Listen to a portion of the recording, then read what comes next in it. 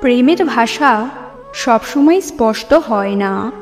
অনেক সময় একজন ছেলে তার অনুভূতিগুলোকে সরাসরি প্রকাশ করতে লজ্জা বা ভয় পায়, তবুও তার মন থেকে আপনাকে ভালোবাসার কিছু লক্ষণ লুকিয়ে থাকতে পারে।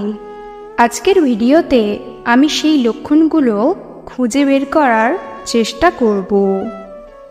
নাম্বার 1, নেত্র সংযোগ। যখন সে আপনার সাথে কথা বলে তখন যদি সে আপনার চোখের দিকে একদৃষ্টিতে তাকিয়ে থাকে তাহলে বুঝবেন ছেলেটি আপনাকে মন থেকে ভালোবাসে। নজর ফেরানোর সময় সে কিছুটা লজ্জা অনুভব করতে পারে। নাম্বার 2, হাসি। ছেলেটি আপনাকে মন থেকে ভালোবাসলে আপনার উপস্থিতিতে তার হাসি বেড়ে যাবে। তার হাসি সত্যিকারের এবং আন্তরিক মনে হবে। নাম্বার 3, আপনার জন্য সময়। ছেলেটি যদি আপনাকে সত্যিকারের ভালোবাসে তাহলে সে আপনার জন্য সময় বের করবে। আপনার সাথে কথা বলতে, সময় কাটাতে এবং আপনার কথা শুনতে সে সবসময় প্রস্তুত থাকবে। নাম্বার 4, খেয়াল রাখা। সে আপনার পছন্দ অপছন্দ, জন্মদিন, বিশেষ দিনগুলো সব মনে রাখবে। আপনার জন্য ছোট ছোট উপহার নিয়ে আসবে। নাম্বার 5, সাহায্য করার ইচ্ছা। আপনার কোনো সমস্যা হলে সে সবসময় সাহায্য করার জন্য প্রস্তুত থাকবে। নাম্বার 6, অন্যের সাথে তুলনা।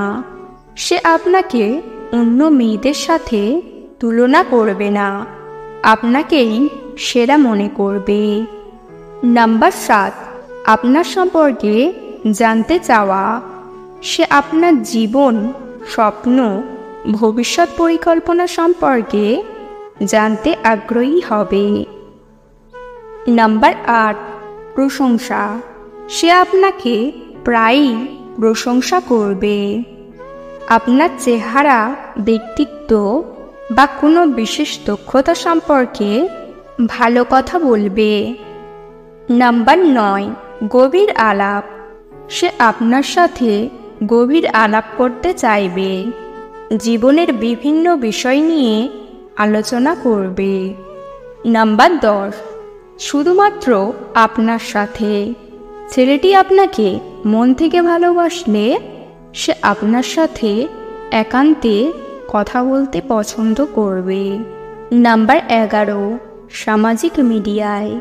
সে আপনার পোস্টে লাইক কমেন্ট করবে, আপনার ছবি শেয়ার করতে পারে। নাম্বার 12, বন্ধুদের সাথে পরিচয় করিয়ে দেওয়া। সে আপনাকে তার বন্ধুদের সাথে পরিচয় করিয়ে দিতে চাইবে। নাম্বার 13, ভবিষ্যতের পরিকল্পনা। সে আপনাকে ভবিষ্যতের পরিকল্পনায় অন্তর্ভুক্ত করে যদি, তাহলে বুঝবেন ছেলেটি আপনাকে ভালোবাসে। নাম্বার 14, ঈর্ষা। যদি অন্য কোনো ছেলে আপনার সাথে কথা বলে তাহলে সে ঈর্ষান্বিত হবে। সময় নিন, একদিনেই সব কিছু বুঝে নেওয়া যাবে না।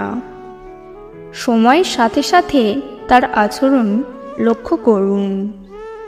আপনি কি তার সাথে থাকতে ভালোবাসেন? আপনার মনে কি শান্তি পান? যদি আপনি নিশ্চিত না হন তাহলে তার সাথে সরাসরি কথা বলুন। খোলামেলা আলাপচারিতা আপনাদের সম্পর্কে আরও পরিষ্কার ধারণা দেবে।